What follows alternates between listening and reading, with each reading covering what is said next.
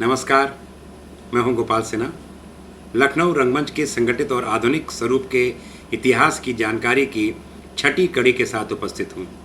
पांचवीं कड़ी में जो जानकारी शेयर करी थी उसके अनुसार 60 के दशक में लखनऊ रंगमंच संपन्नता के साथ आगे बढ़ता दिख रहा था।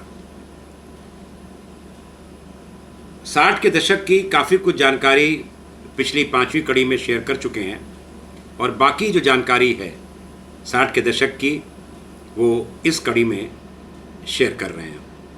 वर्ष 1963 में उत्तर प्रदेश सरकार द्वारा अपने प्रदेश की सांस्कृतिक गतिविधियों जैसे संगीत, नृत्य, नाटक, इनके संरक्षण, संवर्धन, विकास, प्रसार के लिए और जो गतिविधियां हो रही हैं प्रदेश में उनके प्रचार के लिए उत्तर प्रदेश संगीत नाट्य भारती की स्थापना की गई, जो कालांतर में उत्तर प्रदेश संगीत नाटक अकादमी के नाम से परिवर्तित होकर आज भी कार्यरत है।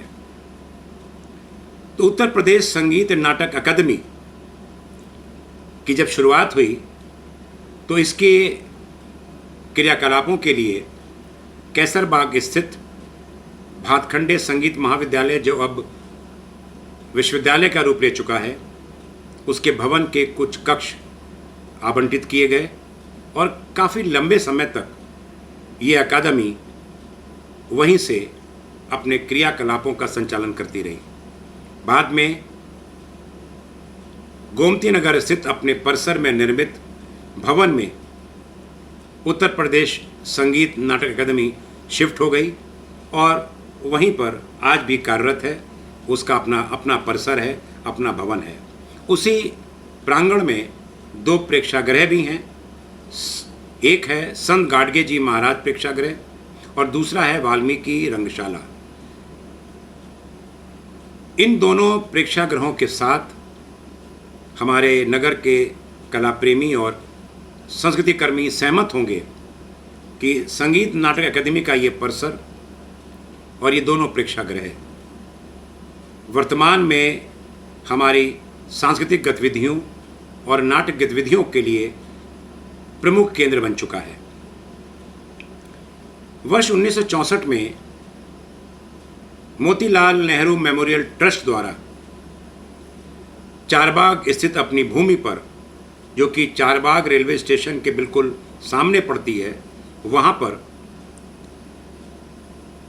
आधुनिक सर्व सुविधा से संपन्न भव्य प्रेक्षागृह रविंद्रालय की स्थापना की गई और इस बात का ध्यान रखा गया कि उस प्रेक्षागृह में जो भी तत्कालिक आधुनिक उपकरण हैं, मंच या सुविधाएं हैं, उन सब से इस प्रेक्षागृह को युक्त रखा जाए। चाहे वो लाइट्स हों, साउंड सिस्टम हो, ग्रीन रूम हो कलाकारों के उपयोग के लिए, मंच पर विंग्स हों, पर्दे हों, प्रेक्षागृह के अंदर की एकॉस्टिक हो, इन सभी का आवश्यकता के अनुरूप इस प्रेक्षागृह के निर्माण में ध्यान रखा गया और इन सभी सुविधाओं को सुनिश्चित किया गया। परिणाम स्वरूप ये रविंद्रालय प्रेक्षागृह नगर के सांस्कृतिक गतिविधियों के लिए एक उपहार स्वरूप सामने आया। और मैं तो ये कहूँगा कि हमारे नगर की सांस्कृतिक गतिविधियों, जिनमें कि विशेषकर नाट्य गतिविधियों के लिए रविंद्रालय प्रेक्षागृह एक वरदान साबित हुआ। इसके पहले नगर में अनेक स्थानों पर नाटक हो रहे थे। कुछ तो खुले स्थानों पर अस्थायी मंच बनाकर नाटक खेले जाते थे, कहीं पर कोई हॉल था, कहीं कोई स्कूल में, लेकिन जहाँ पर भी नाटक हो रहे थे वहाँ पर नाटकों के लिए आवश्यक सुविधाएं नहीं उपलब्ध रहती थीं, लेकिन फिर भी नाटक हो रहे थे। तो ऐसे में जब सर्व सुविधा संपन्न प्रेक्षागृह के रूप में रविंद्रालय उपलब्ध हुआ तो हमारे लखनऊ रंगमंच के लिए एक ये सौगात के रूप में सामने आया और उसकी वजह से ये रविंद्रालय प्रेक्षागृह हमारे नाट्य गतिविधियों का लखनऊ रंगमंच का एक प्रमुख केंद्र बन गया। फिर तो निरंतर लगातार इस प्रेक्षागृह में नाटक होते रहे। प्रायः सभी नाटक इसी प्रेक्षागृह में किए जाने लगे और इस बात ने रंगदाले प्रेक्षागृह का इस दृष्टि से बहुत महत्वपूर्ण योगदान माना सकता है लखनऊ रंगमंच की गतिविधियों को समृद्ध करने की दृष्टि से कि सारी सुविधाएं संपन्न था। जो भी नाटक में आवश्यक होती हैं तो उसका स्वाभाविक प्रभाव अच्छा पड़ना वाजिब था और पड़ा भी। और हमारे नाट्य गतिविधियाँ नाटक इस प्रेक्षागृह में जब होते थे तो दर्शक भी बहुत आने लगे। ये दुर्भाग्य की बात है कि पिछले कुछ वर्षों से रविंद्रालय प्रेक्षागृह में अब नाटक प्रायः नहीं होते हैं। इनकी बहुत सी वजह हैं, वो कभी बाद में अगर मौका मिला तो उनको विचार किया सकता है, लेकिन कोई उसका लाभ नहीं है। प्रेक्षागृह है, अभी भी नाटक नहीं होते हैं। वर्ष 64 में ही एक नाटक हुआ यहाँ पर, ज़माना। उसका निर्देशन किया राधे बिहारी लाल जी ने, जो उस समय के काफ़ी प्रतिष्ठित नाटकर्मी थे। और इस नाटक में जिन कलाकारों ने अभिनय किया वो बाद में चलकर लखनऊ के श्रेष्ठ अभिनेताओं में गिने जाने लगे। विजय वास्तव जी, डॉक्टर अनिल रस्तोगी, प्रमोद बाला, पी डी वर्मा जी। अफसोस ये है कि पी डी वर्मा जी और प्रमोद बाला जी अब हमारे बीच में नहीं हैं। और ये नाटक फिर बम्बई भी गया, वहाँ भी प्रदर्शित हुआ। फिर राज बिसारिया जी ने जो अपने नाट्य दल की स्थापना करी थी, थिएटर आर्ट्स वर्कशॉप, वो भी वर्ष 1966 में ही स्थापित हुआ था। जैसा कि मैंने पहले भी पिछली कड़ी में इस बात का जिक्र किया था कि राज बिसारिया जी की प्राथमिकताओं में आता है नाट्य प्रशिक्षण, और इसीलिए उन्होंने अपने इस नाट्य दल का नामकरण किया था थिएटर आर्ट्स वर्कशॉप, जो आज टॉ के नाम से काफ़ी लोकप्रिय है। और इस नाट्य दल के बैनर तले राज बिसारिया जी ने अनेक नाटकों का निर्देशन किया जो लखनऊ में मंचित हुए। उनमें विदेशी भाषा से हिंदी में रूपांतरित नाटक भी थे, हिंदी के मूल नाटक भी थे। हिंदी के मूल नाटकों में राज बिसारिया द्वारा निर्देशित नाटक अंधा युग, उसका नाम प्रमुखता से आता है।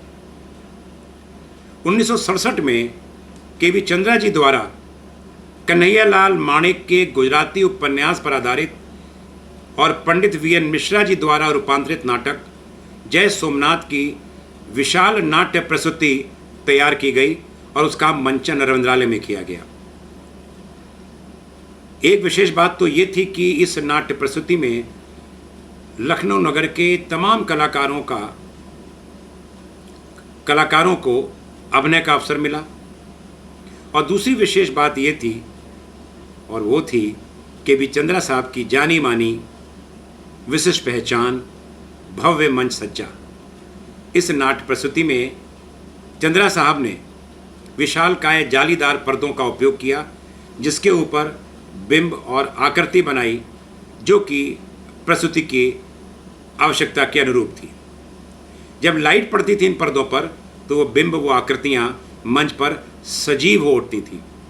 कहा जाता है कि सोमनाथ मंदिर का जो शिवलिंग है वो उन पर्दों पर जब लाइट पड़ती थी तो वो साक्षात मंच पर उतर आया प्रतीत होता था, सोमनाथ का वो शिवलिंग।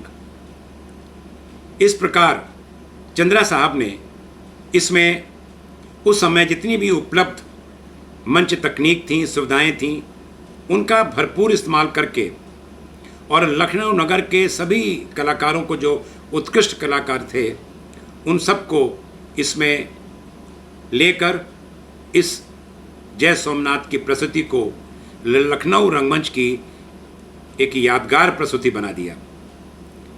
वैसे जिस कलाकारों ने इसमें भाग लिया था, मैं उनके नामों का उल्लेख करना चाहूँगा। उनमें प्रमुख थे JN चोपड़ा जी, SM रज़ा जी, बालाजी, डॉक्टर रस्तोगी, कृष्णा मिश्रा, पंडित VN मिश्रा, शुक्ला जी, अपर्णा कटारा आदि। फिर 1967 में ही हमारे उस समय अपने आप को निर्देशक के रूप में स्थापित कर चुके राजेश्वर बच्चन जी ने भी एक नाटक खेला, 3 दिन 3 घर, और वो था फ्रेंड सर्किल के बैनर तले, मुझे जहाँ तक जानकारी है। और उसकी विशेषता ये थी कि वो डबल स्टोरी सेट बनाया गया था उसमें। और जहाँ तक एक जानकारी और है कि शायद जो हमारे डॉक्टर रस्तोगी जी हैं उसमें उन्होंने अभिनय किया था। फिर 1969-70 में लेनिन शताब्दी के अवसर पर बेगम हबीबुल्ला जी ने एक नाटक तैयार करवाया, 3 युग 3 महापुरुष, जिसका निर्देशन किया जयदेव शर्मा कमल जी ने। और इस नाटक में जिन कलाकारों ने भाग लिया उनमें प्रमुख नाम था हरे कृष्ण अरोड़ा हल्लोभैया जी का, और उनके साथ अभिनय करने वाले कलाकारों में प्रमुख नाम थे उषा सक्सेना जी का, माया गोविंद जी, उर्मिल थपलियाल, खालिद और विमल बनर्जी आदि जी का।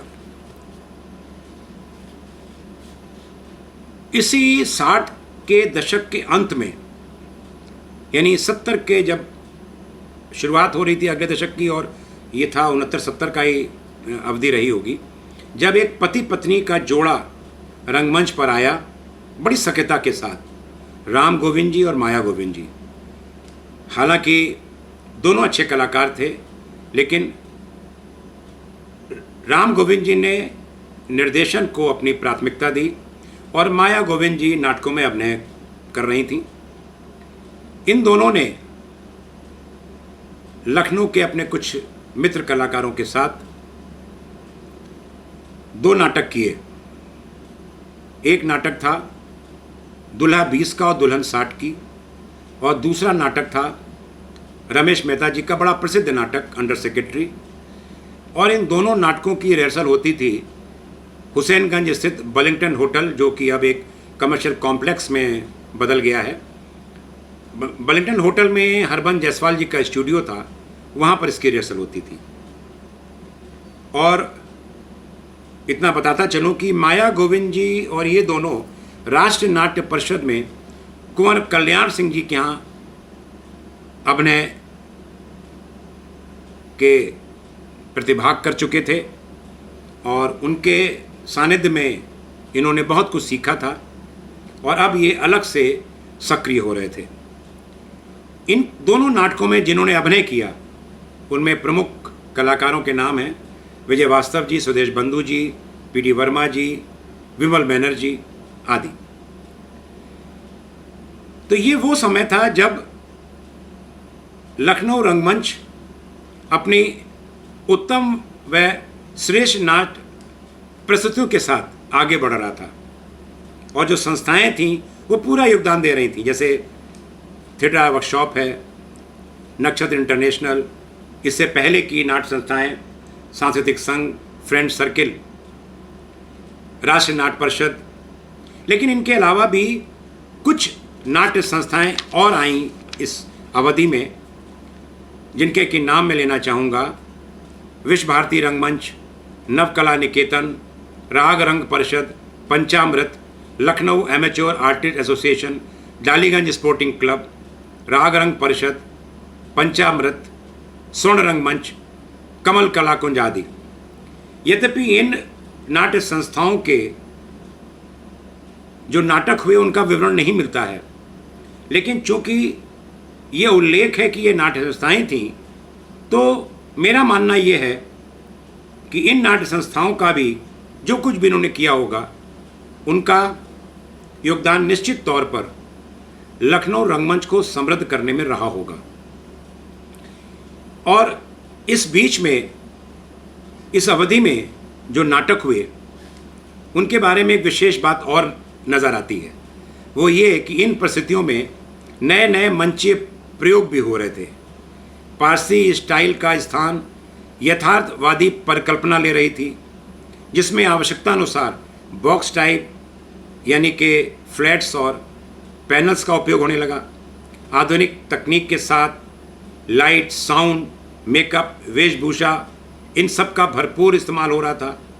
इसके परिणाम स्वरूप नाट्य प्रस्तुतियाँ अधिक रुचिकर हो गईं, मनमोहक, मनोरंजक हो गईं, यथार्थपूर्ण रूप से दर्शकों के सामने आने लगीं। इन सब कारणों से लखनऊ थिएटर योग्य नाट्य निर्देशकों, उत्तम अभिनेताओं, आकर्षक प्रस्तुतियों और सक्रिय व समर्पित रंगकर्मियों की उपस्थिति में संपन्नता की ओर अग्रसर हो रहा था। और एक उपलब्धि और थी हमारे लखनऊ रंगमंच की कि इस दौर में जो उत्कृष्ट नाट्य प्रस्तुतियां सामने आ रही थीं, उनसे ये लगा कि हमारे बीच में अनेक नाट्य निर्देशक हैं जिनका बड़ा योगदान है सफल नाट्य प्रस्तुतियों को मंच पर लाने का। और उनके नाम मैं पुनः दोहराना चाहूँगा।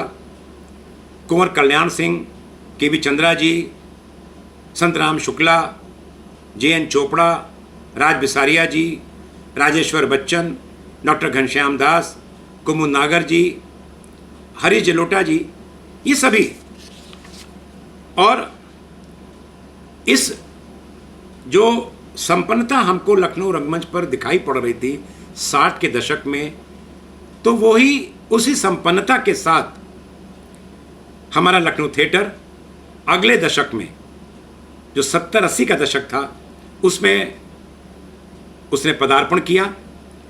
और इस दशक के शुरुआत में ही अनेक नाट्य संस्थाएं स्थापित हुईं, जिनमें से अनेक संस्थाओं ने अपनी विशिष्ट पहचान भी बनाई। अनेक नौजवान कलाकार सक्रियता के साथ रंगमंच से जुड़े भी, और उन्होंने अपने को सशक्त अभिनेता के रूप में स्थापित भी किया। अनेक नाटक खेले गए, अनेक श्रेष्ठ नाटक खेले गए। और इसी बीच में जो ये 70 का दशक की शुरुआत थी, उसमें उत्तर प्रदेश संगीत नाटक अकादमी द्वारा प्रतियोगात्मक नाट्य समारोह भी आरंभ किया गया, और उसमें श्रेष्ठ जो भी परफॉर्मेंस थी उसके लिए पुरस्कार भी रखा गया। और इनमें इस दौर में ऐसे अनेक नाटक हुए जो कि यादगार बन गए हमारे लखनऊ रंगमंच के लिए।